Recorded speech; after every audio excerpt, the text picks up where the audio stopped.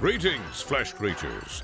It is I, Megatron. On behalf of TFYLP, I want to congratulate you for listening to the most refined collected podcast on this miserable little planet Earth.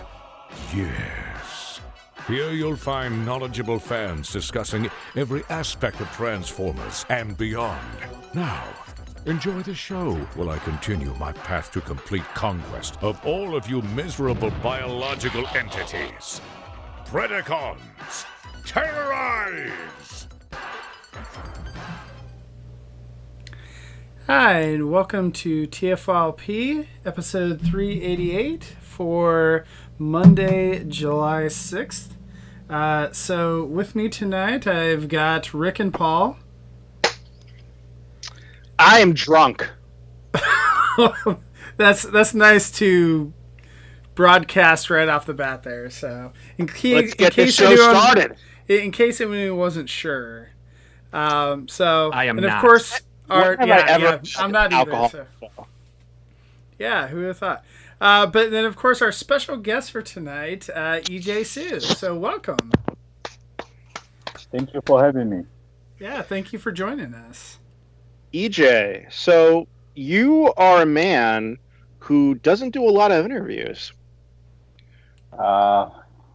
Yeah, I'm very introvert.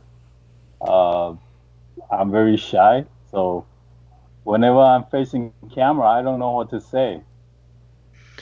Well, that's okay because the rest of us give a lot of good talk. So we could fill up 2-3 hours. So I hope you're ready for a 2-3 hour interview, EJ. Thank you for being on the show. We know you don't do a lot of interviews, so we appreciate it. And this is special. This is special for us because, again, you don't do a lot of interviews, so it'll be great to delve into your process and your mindset and how you draw, how you got started. So with that being said, do you want to just give us like a quick rundown of what your Transformers resume includes? My history with Transformer actually started before Dreamwave. We were actually a couple of friends of mine. You probably heard of them, Robert Kurtman and Val Staples. He had a company called MV Creations. I love Val. Are yeah, you still friends with Val? Well, I still talk to him, but not as much as I like to. But we'll still keep in touch. Val was going after Transformer license at the time, so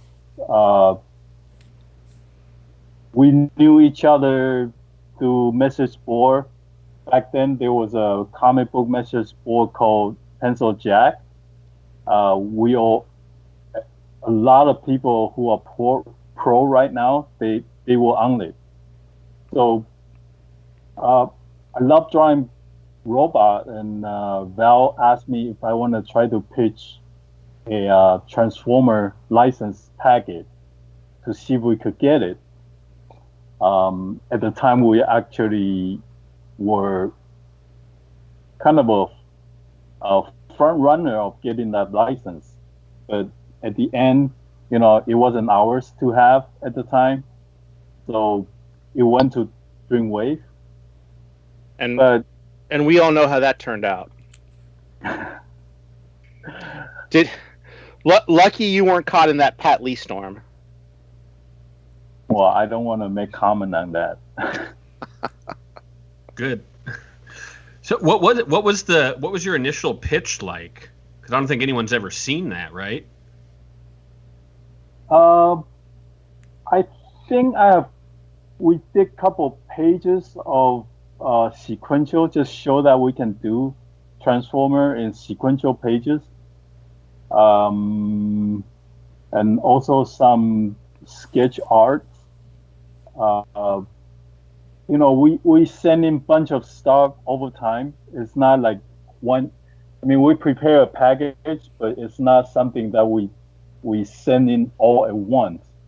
And once in a while, we will send Hasbro more stuff to show them that we're serious about getting that license. So this is back, was it 2001, 2000? Yeah, sometime around that. Probably Yeah, because even a little earlier than that, like Okay. around 2000. All right. Yeah, it's interesting. You know, when you look back at that Dreamwave art, some fans are some people like the art, some people like the written word. I'm more about the context of the comic, the written word. That art it's so unique, that Pat Lee style. It's bubbly. So it would be amazing to see what you guys pitched compared to like what we actually got from Dreamwave. Mhm. Does any of that stuff still survive in your archives? I think I have a few of them still left.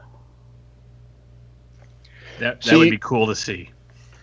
Yeah, you Totally kind of different from what I'm doing now. You know, it's been a long time. It's for like 20 years. yeah. So we started with the pitch, and then you moved into doing Armada stuff. Yeah.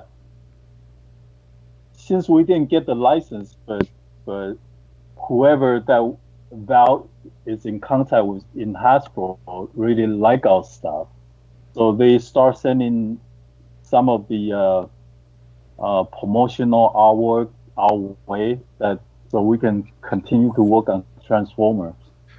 That was Josh Izzo. Does that name ring a bell? Yeah. That's who it was. Okay. Home Slice. He's a Jersey boy like me. Okay. I don't like to advertise that I'm a Jersey guy, but you know, you look at me. So I think he's over at Fox right now, which is part of Disney. Oh, cool. So I still keep in touch with him every now and again. So you ended up doing a lot of the art that ended up on the cards for the Armada figures. Right. I remember the biggest thing that I did was Prime, and it's a standee for, I think it was Megatron. It was printed out huge. So how would that work? Would they send you images of the toy, and you would extrapolate that into your art style for Armada? Okay. My memory is a little foggy right now. I'm trying to remember how it worked. That's 20 years ago, man. That's Yeah. I did get some toys, and I did get some. I think it's a little bit of everything. I think majority of it was the design artwork that I kind of have to interpret it into the artwork. And also I got bunch of toys too. I still have them. So that was a lot of artwork from Eric Stiebenaler and Aaron Archer. That was kind of their pet project, Armada. Okay. You've done a lot of Armada. You did Perceptor, which was the 3 minicons combined. Right. You did Optimus. Yeah. You did the Jetfire, right? Yeah. Yeah, the Jetfire was based off the X-71, which is the ship from Armageddon, also directed by Michael Bay. So the guy who designed that ship was friends with Aaron Archer. So Aaron based the Jetfire off that ship as a tribute to that guy. And then years later, here we had Michael Bay directing Transformers. Oh, interesting. That's Synergy. that's weird. Did not know that. So from Armada and doing package artwork, did you work on Energon at all?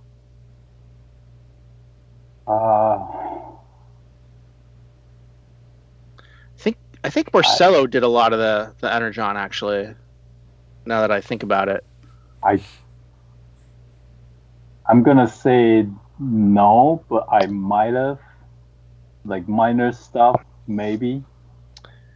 Yeah, thinking about it now, I think Marcelo did all the card art for Energon. Marcelo Matere. Yeah. I actually have the Shock Blast somewhere.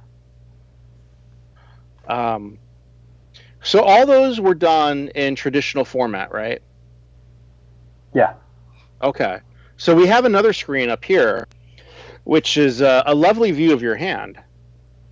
So we were wondering, since you're a famed artist, if you would be willing to draw something while we speak tonight. Okay. Sure, but I never try to draw and talk at the same time. Hopefully Excellent. it turned out This well. is the first. This is an EJ Sue first. So this is what we like to do on TFYLP. Never, yes, we like to put our guests in uncomfortable positions. Never before Experiment. have we put a guest in this spot before. EJ, do you have a favorite character? Do you have someone in mind you wanted to draw? Whenever I want to draw Transformer, I always go to either Optimus Prime or Megatron. I'll probably do a Optimus Prime today. Okay. That sounds We'll great. allow it. So now you had mentioned traditional versus, you said you're going to draw it in the traditional form. So what is traditional versus, I'm assuming Rick, you're alluding to digital? Is that the other Right. Using a Wacom tablet, a board, a digital pen. So that's what I used when I was at Hasbro, and that's what everybody used at Hasbro at the time. So I'm just curious, like, what is the difference, like, as an artist, what is the difference between drawing, like, when you're doing pages and storyboarding, how is your process different doing it the traditional way versus doing it on a, Wacom tablet or an iPad or, whatever the new technology is now? I think there's not a whole lot of difference in terms of skill set. It just, to me, it's just different type of tool that I'm using to do my artwork. The thing about traditional artwork is you gotta have big space, and you gotta be able to sit down. You gotta be able to carry big piece of paper. All the markers or whatever you use, marker, paint, brushes, you gotta have all of them. If you don't have them, there's certain thing that you can't do. But with digital, it just kind of put all that package into a computer or a tablet. Nowadays, you can draw on an iPad, draw on an Android tablet. It's the size of notepad, and even the phone, you can draw on it. So with that being said, at what point you kind of broke my heart earlier tonight, because I'm a big art collector. I love the comics. I love all the Idwa comics.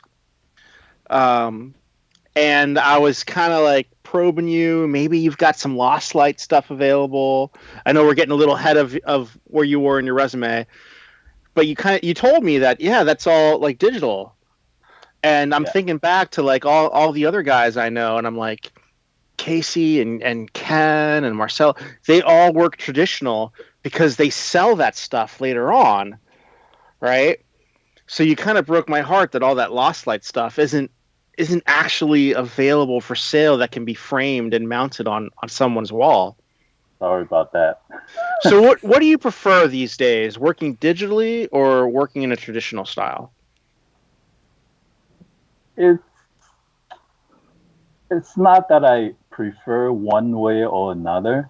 I started getting into full digital a while ago,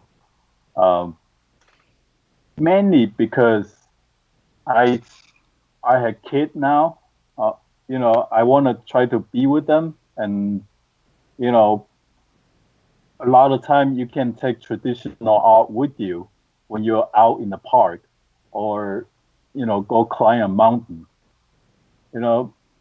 It's a lot more convenient if I could take them out to camping, or in the outdoor, that at the same time I could still work.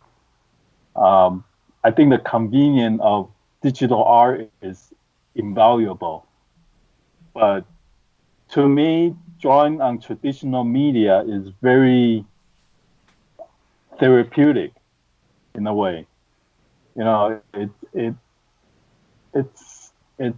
It's different, but it's the same. You still apply the same skill to the artwork, but you just work differently. A lot of time you can hit undo on traditional art. Sometimes when I'm doing traditional art, my left hand keep pushing imaginary keyboard, and it just doesn't do anything anymore. It's I don't prefer one way or another, but depends on the situation, I guess. Depends on what I need to do. A lot of times I like to paint oil color, like color on computer, but without my tablet, I have to buy all the oil paint, and those paints are expensive.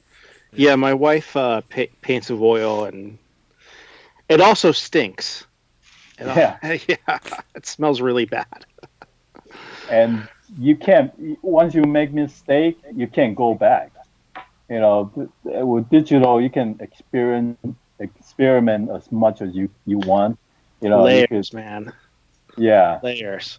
So, are you? Did you have to learn Photoshop and Illustrator to continue to thrive in this industry? Well, when you say Photoshop and Illustrator as a specific software, I don't think so, because there are so many other alternatives out there already. Okay. Right. So those were examples of what I've used in the past. Right. It's like learning a whole new way of doing what you're used to doing. Right. But a lot of people don't paint with Photoshop either. Like I rarely use Photoshop anymore. I do, because I'm not that good. Are you also using Microsoft Paint there, Rick? Or I'm on Windows 98, actually. EJ, Paint. Are you using like Manga Studio? Yeah. Well, I try to use whatever that's available. I like to try new softwares all the time. So, whenever I see something new, I would like to try it before I made up my mind if I'm gonna stick with it or not. Manga Studio has been with me for a while, but I kind of pushed that aside because I'm mostly working with either Windows platform or Android tablet. And Manga Studio, they kind of not doing anything for Android. So I kind of fall back on another software called MIDI Bank Paint. It's cross-platform, and you can save it to the cloud, and you can pick up where you left off on any platform. So I kind of using more of that more than Manga Studio now. So before we get into IDW, might be a good time for you to break out some paper and show us what you got and show us how good you are. And maybe while you're drawing something, you can tell us a little bit about how you got involved with IDW. Okay.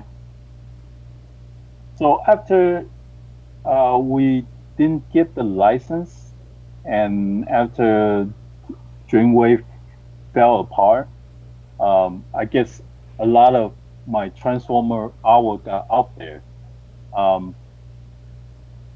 I assume they saw some of the encyclopedia artwork. IDW at the time. The editor was Chris Ryle, Mm-hmm. and editor-in-chief, I think. I might get the title wrong. Very nice man.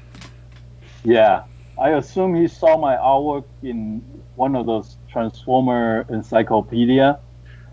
It was like the colorway Optimus Prime showing interior mechanic of the. Oh, you did that? Yeah. I think I have a poster of that somewhere. Really? I don't Yeah. even have one. It's all right. I bought them in bulk.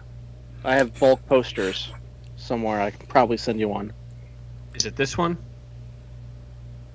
I- Not the cover, but this is the book, maybe. I think so. No, I think you're talking about the one where it had every Sure. single character in it, right? I can't remember. Yeah, that's That's the one. Yeah. I had no idea I didn't realize you did that.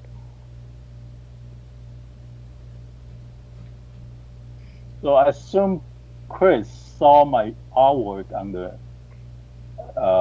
in the encyclopedia. So out of the blue, I worked with IDW at one time on Castlevania miniseries. But yeah, I did that too. Now that you tell us this, and I'm looking at this, I'm like, oh my god, that's totally an EJ Megatron with the grumpy face. Very cool. Thank you. You are not you are not credited, as far as I can tell. Maybe in the back or the index, but not on the page.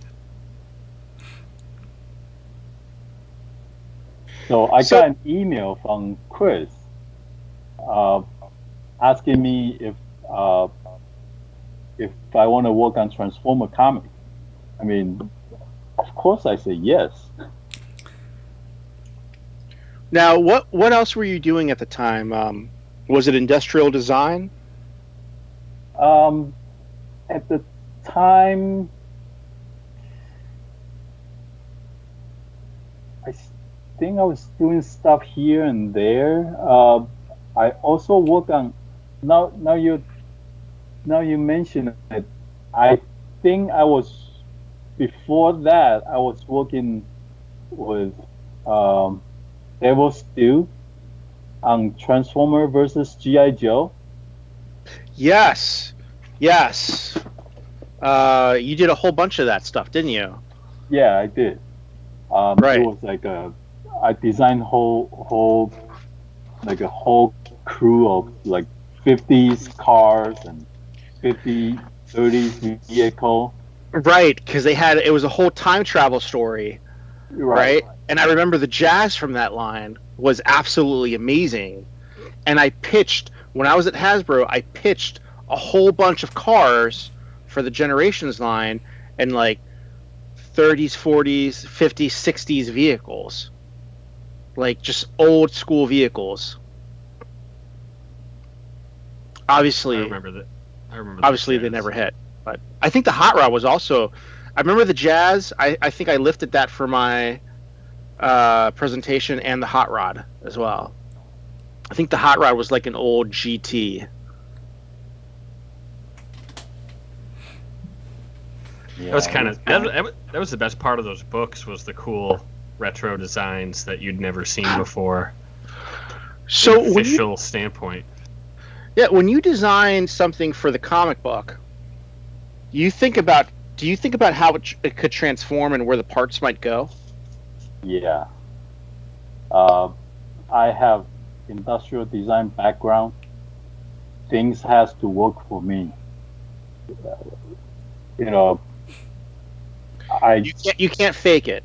You can't just say, "Oh, the wings go here." Yeah, the one thing about Dreamwave era of Transformer is that you look at a robot, you don't see car at all.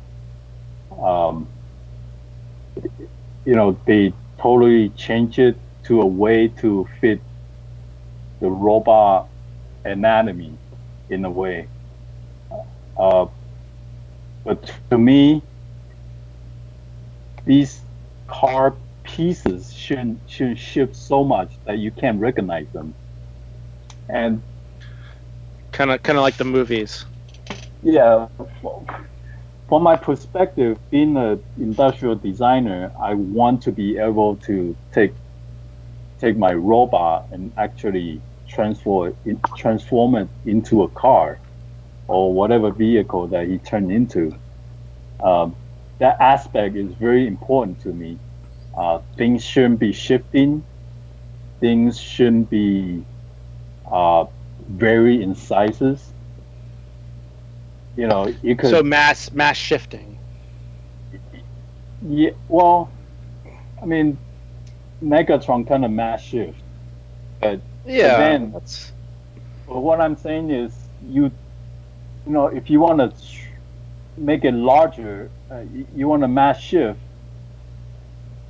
I'm not looking for something that only partially mass shift, like the chest get bigger but other pieces stay the same. If you want to mass shift, every piece has to stay the same, proportion in a way. That makes a lot of sense that you have an industrial design background, because I remember seeing a lot of sketches of like nondescript robots, but they were definitely transformer, and you would show the arms and how they would swivel. Right. You'd see the joints, and it was so cool.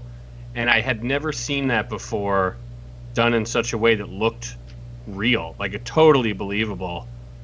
And I think it was just a sketch, a bunch of your sketches that kind of got shown.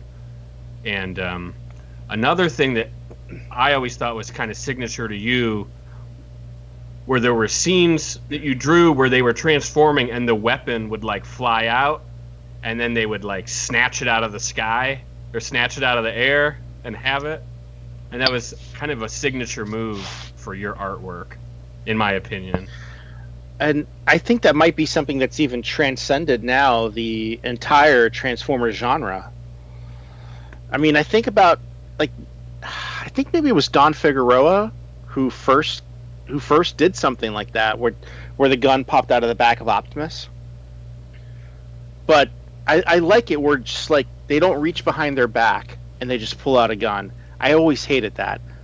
And anything, it's very frustrating that they would just reach behind their back and have a gun, right? I like to know. Best example is Rat Trap on Beast Wars, right? Where he would just press his arm and then the bomb would come out. Like, where that was hidden. He had that in there. That was a tool he had. So that stuff always, to me, just made it feel more real.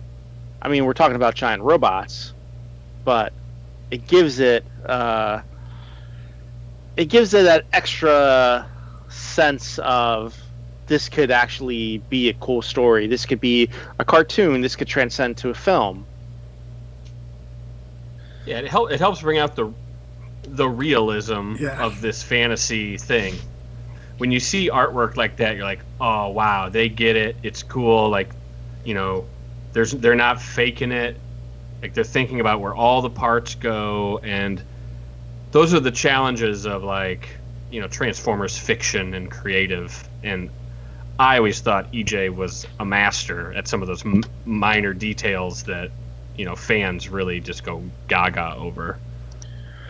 So, EJ, you ended up working with IDW, and then there's kind of like a gap between like the first couple years of IDW and when you triumphantly returned for the James Robert Lost Light series. I think did you work on More Than Meets the Eye as well?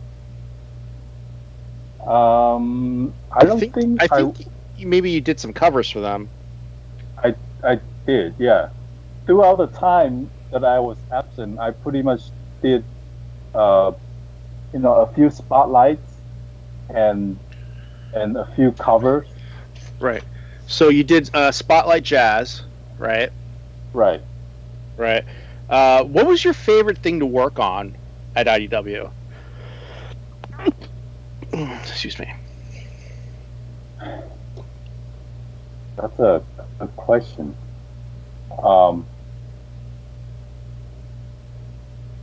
And I work on the infiltration and all that Asian series. Well, most of it. Toward the end, I had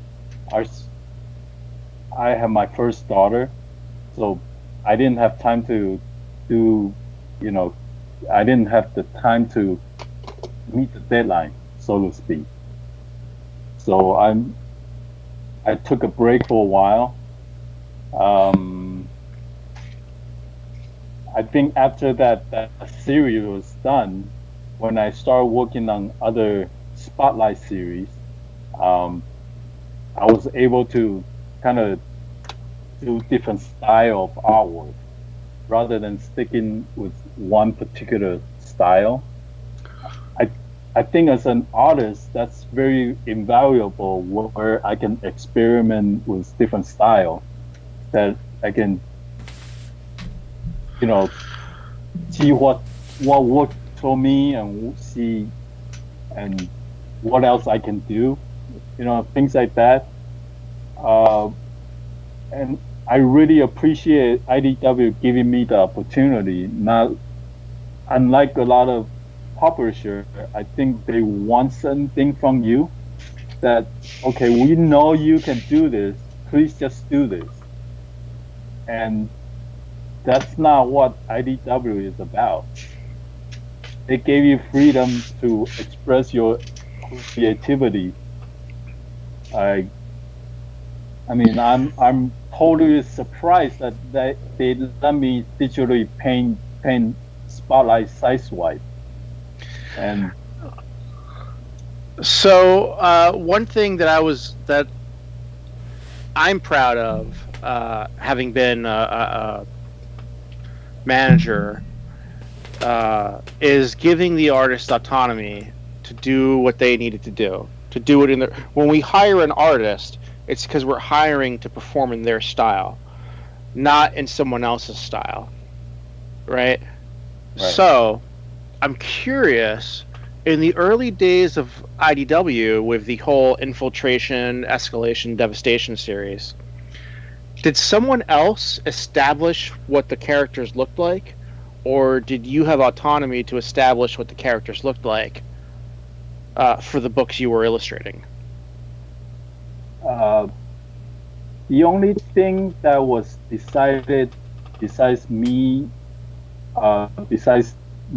Simon, and the editorial team was, not decided was, stuff like very minor stuff like oh, we need to see a Autobot symbol on the car, and things like that. It's very minor. Everything was created from our editorial team and the creative team. It was decided what car we're gonna use within the editor and Simon and myself, and as far as how to transform them and how to design them, that's all up to me. So it was very. I really appreciate the freedom of being able to create whatever that's on your mind. I think that's part of the reason why that series, the Transformer from that series, is so much different from what we had before. You know, I know the art styles don't match up, but it reminds me a lot of animated, where the characters would transform on the show the way they actually, the physical figure would transform, right? And it was all a collaboration. Right. And it's so heartwarming to hear that the editors and the writer and the artist are all working together to bring about a new interpretation of a character that has existed for, at that point, 20 years already. I think the fandom owes you a debt for that Cyclonus design, because that has persisted. Like, since I remember the first time I saw it, I was like, "Wow, that is cool," and that's just who he is now. He's the Ronin. All right, so let's move on to IDW later years with the Lost Light and James Roberts. When you get a script from James Roberts or from the editors, do you talk to the writer and say, "Hey, what are your thoughts on it? These are my thoughts." Do you share sketches back and forth to see how a character, say, as Cyclonus, should look? Well, for Lost Light, it's a little different from what I was working before, because the characters are already established. I'm taking whatever design that was pre-established and put it on the page. I believe the email of script and whatever the notes are sent to everybody on the creative team. But at that point, I feel like, you know, this is now, it's not the same thing that I'm recreating these characters. So it's kind of,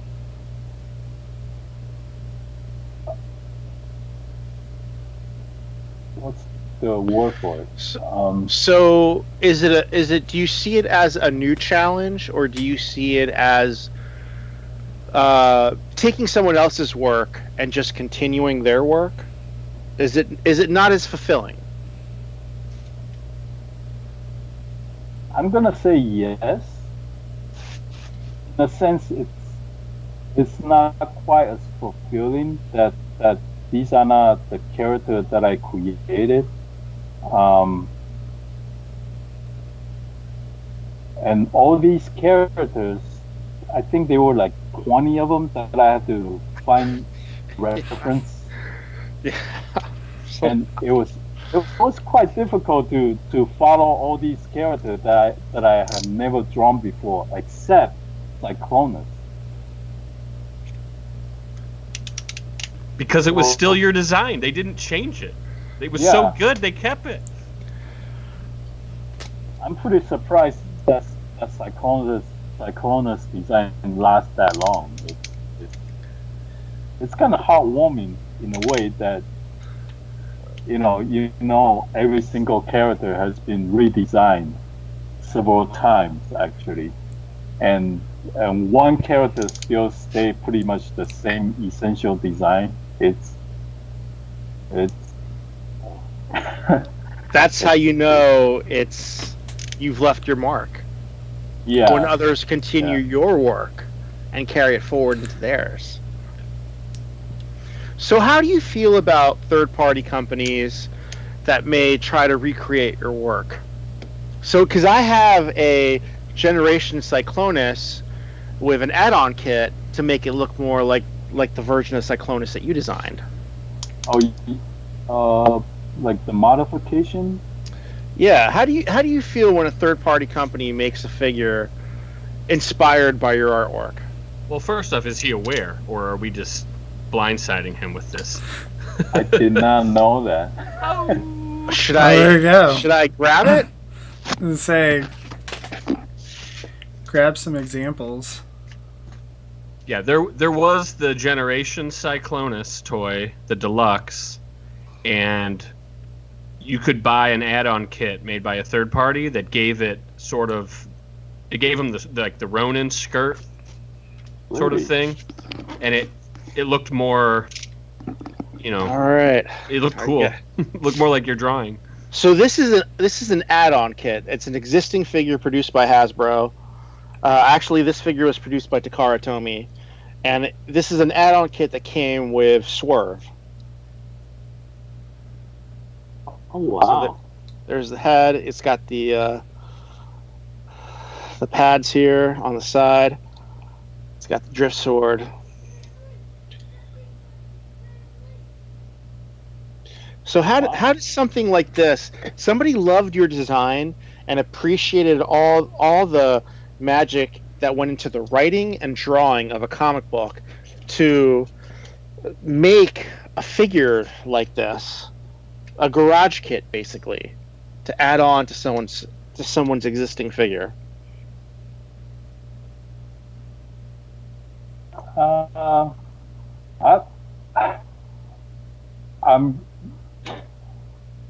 speechless. I really appreciate how people love it so much that they spend the time to make a garage kit out of it. It's pretty amazing. I love now this figure actually came with two heads, with both horns or the broken horn. And to me, because I love the story, the broken horn was the one I had to go with. Okay. Cool. There's two things story-wise that I love about Transformers, and the first is the cartoon of Beast Wars, which is my all-time favorite.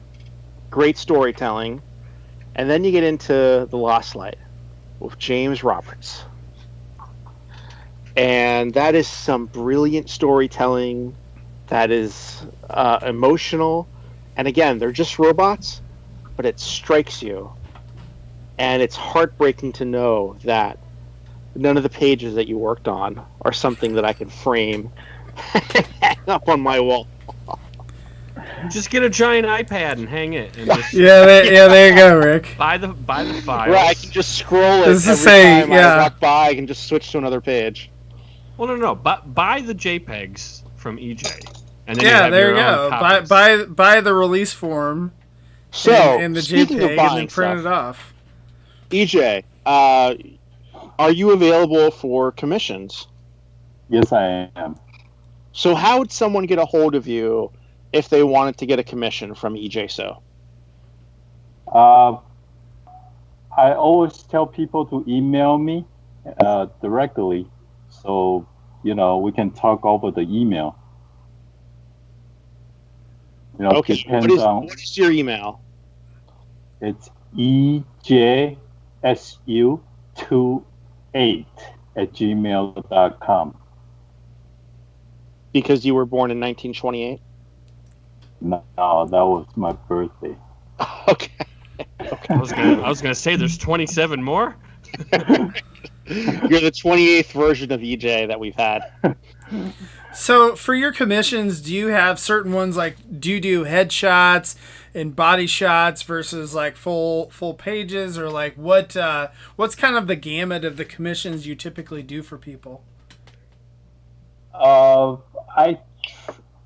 don't do a lot of commissions, so I kind of follow what other people are doing with headshot, torso, full body, and whether or not they want to color, things like that. So when you were working on IDW, you mentioned about coloring. Did you color your own work, or did someone else always color it for you? I only color the cover. Okay. The interior pages takes too much time. It's hard to, it's hard to meet the deadline if I color my own interior pages. And you mentioned the side swipe comic, and you said you did that. You did the whole thing. You painted it. Right. So It that should was already special. painted. Yeah. That was kind of my goodbye gift to the fandom, sort of, because I thought I wasn't gonna do another Transformer comic, so I asked Chris Ryle if I could paint it last issue of the I think that was what, Revelation? Yeah, And where is that art? that was digital. Oh, Digitally painted, Rick. sorry, Rick. I understand why. I'm not mad at why. I just Sorry, man. EJ, what has been the most fun thing you've worked on in the Transformers spectrum? I think designing. I love coming up with different way of transforming robots and making sure all the pieces are intact and not a piece was magically disappear. I guess being having that engineering background, industrial design background, that design aspect is very important to me.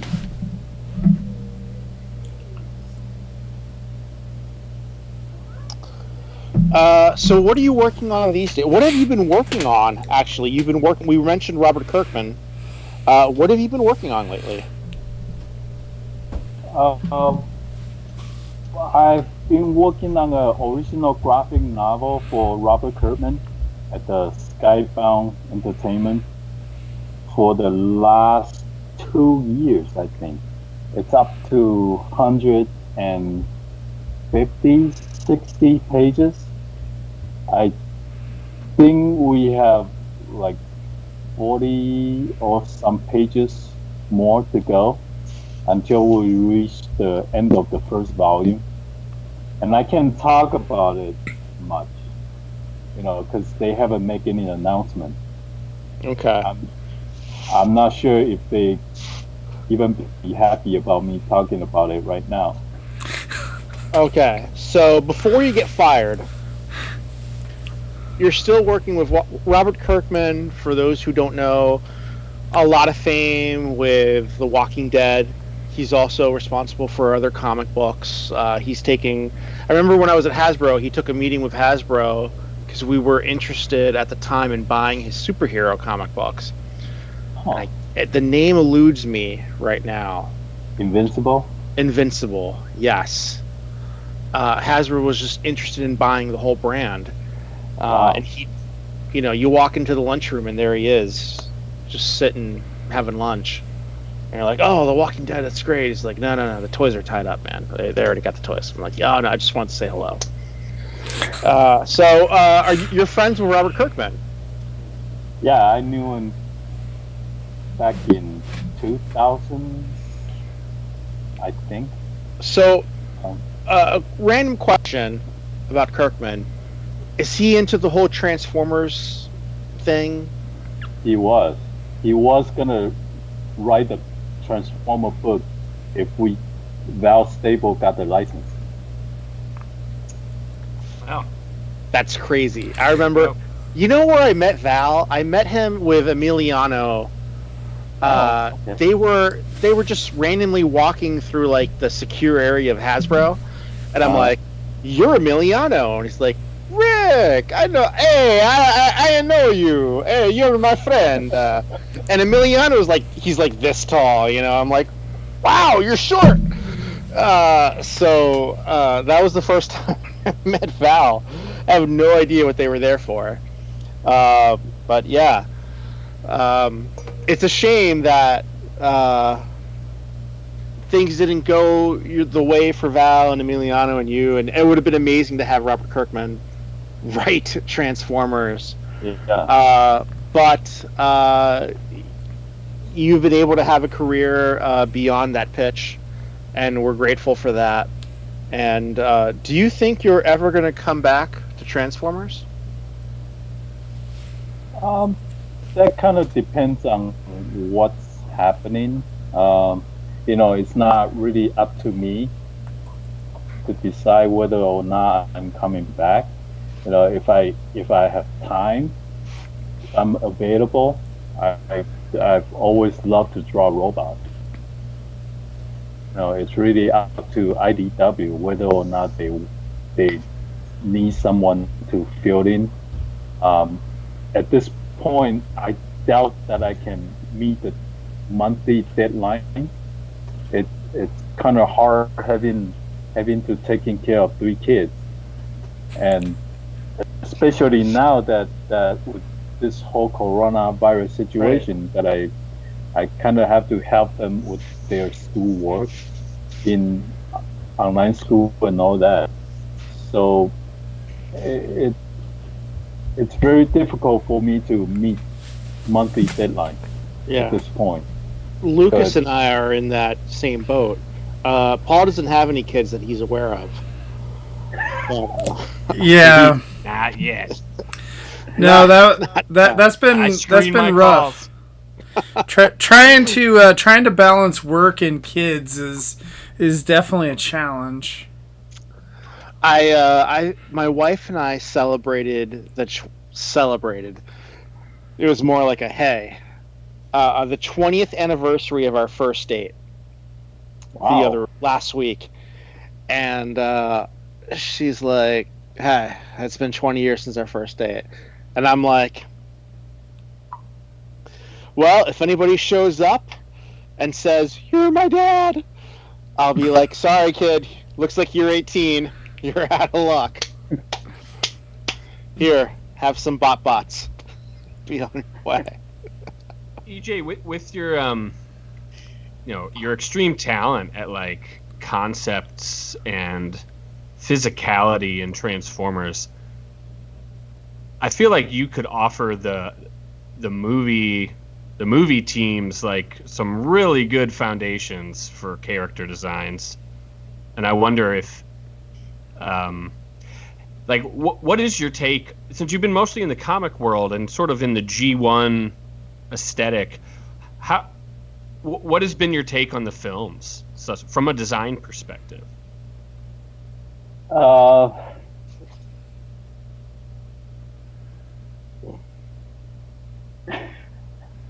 It can be Not tough. to put you on the spot. I don't want to offend anybody.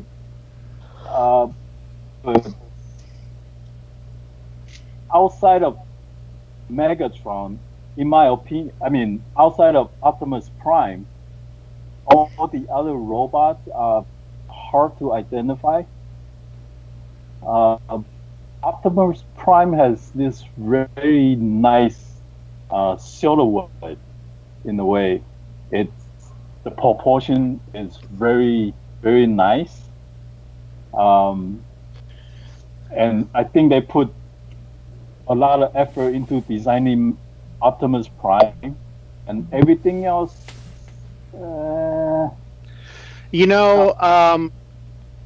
I feel what you're saying. Optimus Prime, when you look at him on the film, on that screen, you could tell that's Optimus Prime. But when you see Ratchet, or you see Jazz, or you see Ironhide, we now know them as the movie versions of those characters, but looking at them, like, you wouldn't be able to tell. If somebody showed you a still and showed you Starscream, you wouldn't be able to tell that was Starscream. Right. Or Ratchet, or even, probably not even Bumblebee. But you see Optimus Prime, and even though he is drastically different from the G1 or comics incarnation, you could tell that is still Optimus Prime. The head is still iconic. The chest is still kind of there. The silhouette reminds who that character is. Yeah, I think definitely see Optimus Prime. I was going to say, I think going back...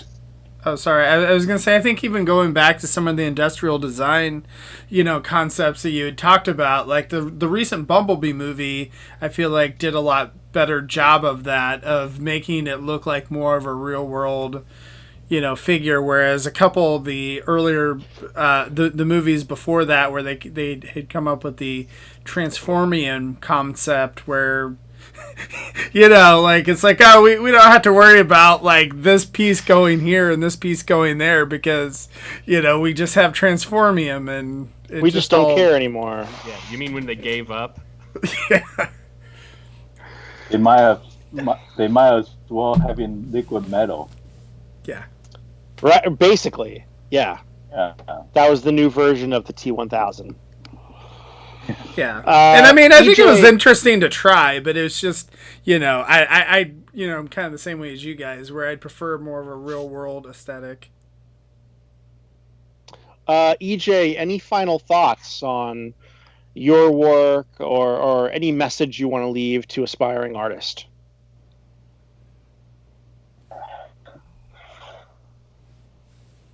Gosh. I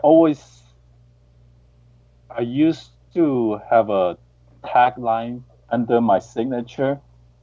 It says, "Talent is worthless without hard work." That's very important for any artist to know, that it doesn't matter how talented you are. If you're not working at it and somebody is working harder than you, eventually he's going to pass you. And talent doesn't mean anything. So, that's kind of my motto. That can transcend many different genres. Exactly. Paul, Lucas, any final thoughts for Mr. EJ Sue? I love that. I'm looking at it right now. I love that that drawing of Scorponok's head, the big reveal at the end of the original comics, the first run, where they've been talking to someone, and you don't know what it is, and they show it's Scorponok's destroyed head hanging from the ceiling, and you drew that. That's a really great panel. I think it was the full page, if I remember correctly. Thank you. That was a cool one. Hey, that just makes me think, who decided that Astrotrain should be huge in those first IDW comics? I Good don't one. remember, but are you talking about the issue 0 cover? Well, yeah, he's just like, he's like to scale, and he's just enormous, towering over everybody. That's kind of me. It's great. Yeah. Because sizes are very important to me. Size and proportion are very important to me. It's one of those things that I think you can't cheat physical world. It's the same way that I'm get real pissed off when I first saw the first Transformer movie, when Bumblebee. I don't know if you remember this scene where Megan Fox and Shia LaBeouf, they're looking at Bumblebee at the heel, and he transformed from the car to a robot. The sizes different are way too much to be believable, and You mean and that kind of infuriates me. you weren't a big fan of Transformers Prime RC then? The little motorcycle that would transform into the giant robot.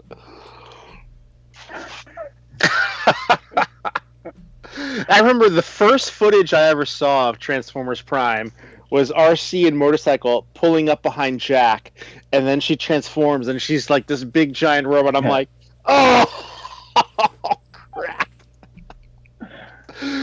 All right, so EJ, what is the email address again where they can reach you for a commission?